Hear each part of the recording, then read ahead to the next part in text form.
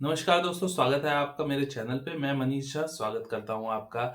आज हम बात करने वाले हैं कि इंडियन स्टॉक मार्केट में पिछले 5 महीने से कंटिन्यूअसली जो फॉल आ रहा है, ये क्यों आ रहा है? ये फॉल कब तक रुक सकता है? और क्या ये एक सही समय हो सकता है जिसमें कि आप एक लमसम इन्वेस्टमेंट करके आप नॉर्मल टाइम में जो इन्वेस्टमेंट करते हैं उससे कहीं ज्यादा अच्छे रिटर्न आप अर्न कर सके? तो इन सारी चीजों पे वन बाय वन करके चर्चा करते हैं।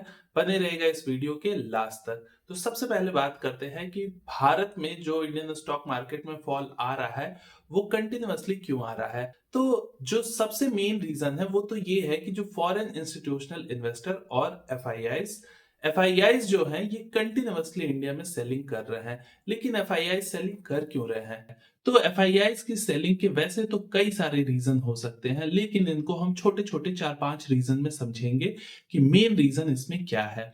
तो सबसे पहली और प्राइमरी चीज जो मुझे समझ में आती है वो है वैल्यूएशंस। वैल्यूएशंस यानी कि आप कितना पैसा दे रहे हैं जिस चीज को आप खरीद रहे हैं उसके लिए। तो इंडियन स्टॉक मार्केट अगर आप अगस्त सितंबर के आसपास का टाइम देखते हैं 2024 का, तो इंडियन मार्केट्स जो थे उनके वैल्यूएशंस बहुत ही महंगे हो चुके थे, यानी कि इंडियन स्टॉक मार्केट बहुत ज्यादा महंगा हो चुका था।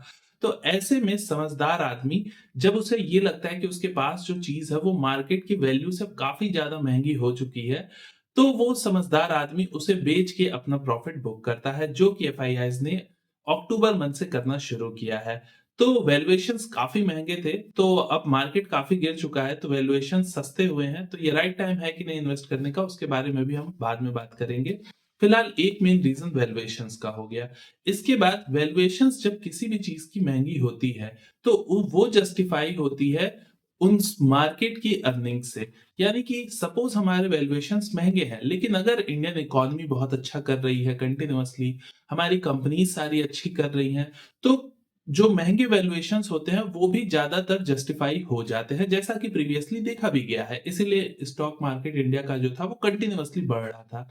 लेकिन अभी अगर आप लास्ट क्वार्टर टू और क्वार्टर थ्री की अर्निंग्स रिजल्ट देखते हो, आप जो कि बहुत बड़ी बड़ी कंपनियां जैसे HCL, Asian Paints, HUL, Nestle, इन सब के अगर आप अर्निंग्स देखते हो तो वो एक्सपेक्टेड लाइन पे नहीं रही हैं, इवन अनएक्सपेक्टेड हुई हैं बहुत बार। तो और अर्निंग्स अच्छी नहीं है, जिससे कि ये साबित होता है कि कहीं ना कहीं इंडिया जो है उस जगह की इंडिया की इकोनॉमी स्लो होती जा रही है। तो इंडियन इकोनॉमी का स्लो होना यानी कि अब ये आगे जाके और ज्यादा अर्निंग्स कम होने के चांसेस है। और यही एक मेन रीजन था जिस वजह से जो रीसेंट बजट आया है उसमें हमारी इंडियन गवर्नमेंट ने 12 lakhs पर एनम तक की सैलरी वालों को टैक्स फ्री कर दिया है, ताकि उनके पास ज्यादा पैसा हो, वो ज्यादा खर्च कर सके और हमारा कंजम्पशन बढ़े, जिससे कि हमारी इकोनॉमी रिवाइव हो सके। तो इस वजह से ये स्टेप तो लिया गया है, पर फिलहाल मार्केट को ये भरोसा नहीं है, क्योंकि कंपनीज के रिजल्ट में वो अभी दिखा नहीं है। तो उसे दिखने में टाइम लगेगा, वो तो आगे पता चलेगा कि क्या हो रहा है। लेकिन एक मेन रीजन ये रहा है कि हमारी इकोनॉमी ही स्लो हो रही है, जिस वजह से लोगों को डर है अब कि आगे आने वाले समय में शायद कुछ टाइम तक इंडिया अच्छा ना करे। इसके अलावा थर्ड मोस्ट इंपॉर्टेंट रीजन था हमारा कि जब हमारा बजट अनाउंस हुआ तो उसमें जो गवर्नमेंट का कैपिटल एक्सपेंडिचर होता है, वो जिस हिसाब से पिछले 3-4 सालों से हर साल गवर्नमेंट बढ़ा रही थी, वो इस बार एक्सपेक्टेड लाइंस पे नहीं था। और ऑब्वियस है, कोई भी गवर्नमेंट कब तक इस तरीके से अपनी इकोनॉमी को पुश करेगी, उसे नेचुरल पुश चाहिए होता है, जो कि प्राइवेट प्लेयर से आता है। तो प्राइवेट प्लेयर से भी अभी हमारा कैपेक्स में इन्वेस्टमेंट उतना ज्यादा अच्छा नहीं हुआ है।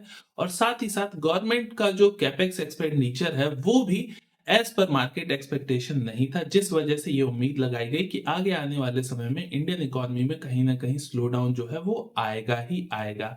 इसके अलावा जो फोर्थ और मेन रीजन है वो कह सकते हैं हम कि जब से ट्रम्प अमेरिका के राष्ट्रपति बने हुए हैं, तब से इंडिया के साथ उनका ट्रेड वॉर अभी शुरू नहीं हुआ है, लेकिन फियर ऑफ ट्रेड वॉर बहुत ज्यादा आ चुका है और मार्केट हमेशा ओवर रिएक्टिव होता है, अच्छी चीजों को भी लेके और बुरी चीजों को भी लेके।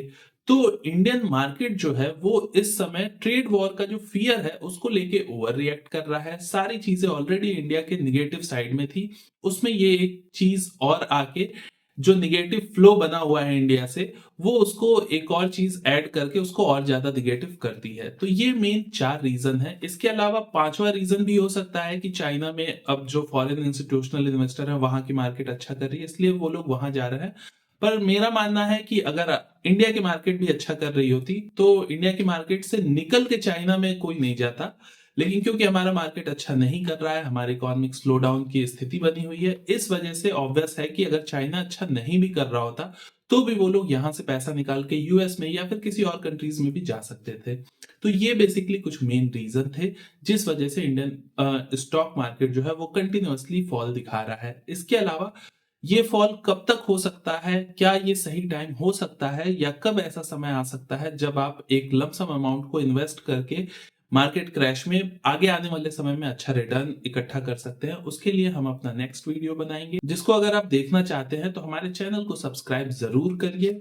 मिलते हैं आपसे अपनी अगली वीडियो में, तब तक के लिए नमस्कार।